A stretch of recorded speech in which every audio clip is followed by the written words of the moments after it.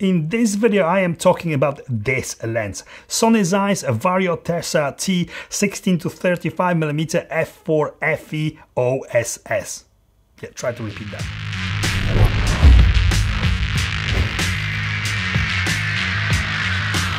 If you are here for the first time, my name is Pav, and on this channel I talk about all things photography and video. Lenses, cameras, reviews, tutorials and more. If this is something that you are interested in, then please consider subscribing. I'm not gonna lie, very often I have to make myself to use f4 lenses.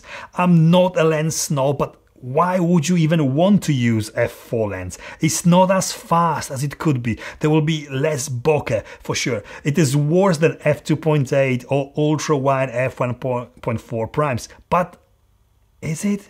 There is just something psychologically embedded in me and most of us photographers and filmmakers that f4 lenses are just not good enough. But in reality, they really are more than good enough for everyday usage, for capturing high quality images and video. They really are. This 16-35mm f4 lens have been on my radar for a very long time. It's been out since 2014 and until now I had no chance to really try it yet. Being a 7-year-old lens, is it actually a good purchase in 2021?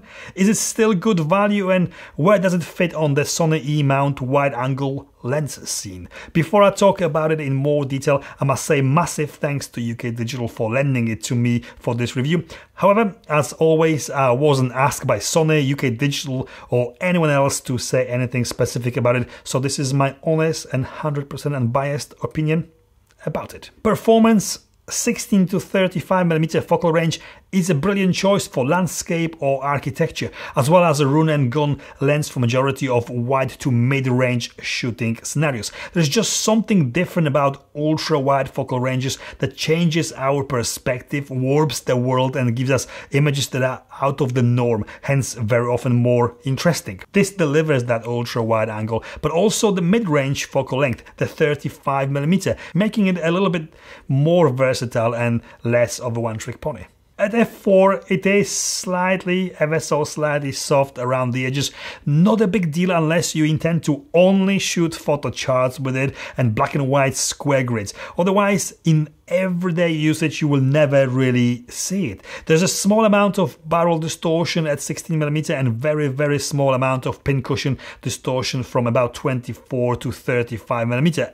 Again, nothing really difficult to fix in post if needed. You might only have to correct it if you shoot interiors and architecture, but this lens doesn't really behave any differently than any other wide-angle zoom in my experience. All of it is really expected and not a problem. Comparing it to a lot of different Sony lenses that I own or used before, this produces somehow very good contrast and punchy colors.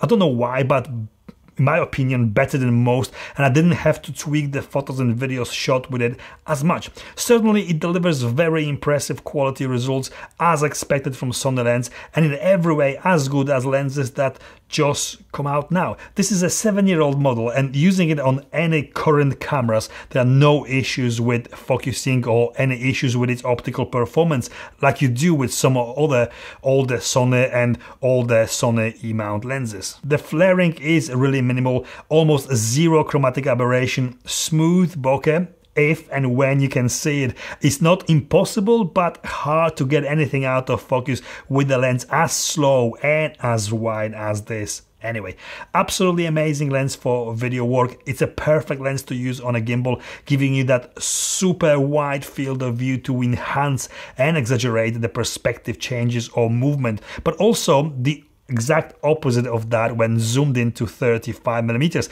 making it a good lens for close-up or filming people without creating exactly that wacky and sometimes unnecessary wide-angle distortion. The autofocusing in video is very good and responsive, and there is optical stabilization built in to help obtain steady handheld shots. It's wider, and the 16mm is favored by a lot of people filming themselves for YouTube or vlogging in general.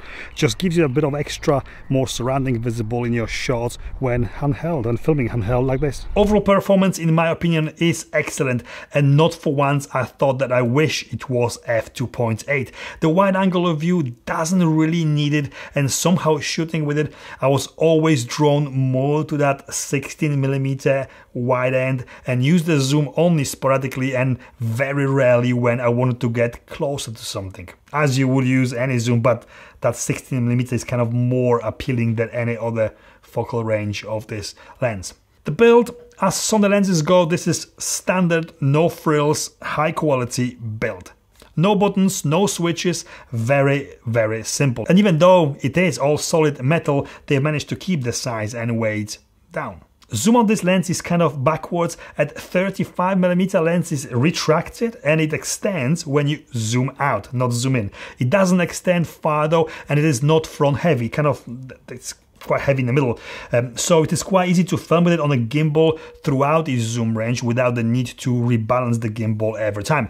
Minimum focusing distance 28 centimeters, 7 aperture blades with circular diaphragm, only 98.5 centimeters long when extended, and weighing 518 grams. It is a fairly small lens for ultra wide zoom. 72mm filter thread, I usually use 82 or 77mm filters, and with lenses with smaller filter thread I use step down rings. With this lens the field of view is so wide at 16mm that you can actually see a thicker filter or even just one step up ring in the corners. That's even before adding the filter to it. So bear this in mind if you want to use this lens at 16mm and need to use ND or any other filters, especially with the step up rings. Problem completely goes away if you zoom in even tiny little bit to 18mm. The zoom ring is nice and firm, it won't extend itself when pointing it down for sure, but the manual focus ring is fairly soft, which makes it a little bit flakier to do manual focus macro adjustments. It is focused by wire, so probably not the best for hardcore filmmakers, but good enough for occasional manual focus fiddle for the rest of us. The lens is also weather sealed. Considering that this is a 7-year-old model, so I keep saying, so is it really worth the hefty price tag in 2021? Right now this lens retails for £1,050 here in UK or $1,100 in US. Not exactly cheap or very budget friendly, but I guess reasonably priced when it comes to high performing lens from Sony with a little blue Zeiss badge. 7 years ago when this lens came out, it had literally no competition. Even the 1635 f2.8 GM lens came out 3 years after. Not that you can compare this lens to GM version, which even now is exactly double the price of this. However, now you do have other wide angle zoom options from Sigma and Tamron. Sigma 14-24 f2.8R is marginally more expensive, it has marginally wider focal range, and it is f2.8. But Tamron 17-28mm has got pretty much everything. f2.8 aperture, it's lighter, and most importantly £200 or about $200 cheaper than this. Good thing is that this lens have been out for a very long time, and it is not hard to find one well looked after second-hand to save some money. If you are a hardcore Sony fan and won't even consider Sigma or Tamron on your Sony camera, then this could be a good value, especially if you can find it cheap second-hand. Conclusion: it is a very good lens that really stood the test of time well. Even though it is only f4, it is really capable of delivering outstanding results in all photography or filming situations. The f4 aperture is not a problem here. Yes, if you are only shooting in dimly lit rooms or by the candlelight and nothing else, this might not be for you. But if you are going for wide angle like this as a tool to shoot wide landscape or interiors with, this will never be an issue, and actually will help to get the images sharper throughout when it matters. Great size and weight for everyday usage and for traveling with, and when you need to get more into the frame, wall to wall, or to be more creative with your angles. It ticks all the boxes until you come to the price and compare its specs and the price to some of its competitors. Unfortunately then, it becomes a little bit less attractive. So even though I really like it and it is a lens that delivers truly outstanding results, it is too expensive right now. I'd personally go for super sharp, faster, lighter and cheaper Tamron 17-28 f2.8. I really would. And this is it from me. I hope this video was in any way useful and helpful. If it was, please give me the thumbs up. And if you would like to see more content like this from me, please consider subscribing. Don't miss my Q&A live stream to celebrate 10,000 subscribers very soon. And thank you for watching. See you next time. Sony Zeiss. Sony Zeiss Vario-Tessar T 16-35mm f4 FE OSS. Yeah, I think I'm hungry. Too many changes. That was very good. The flaring is really minimal,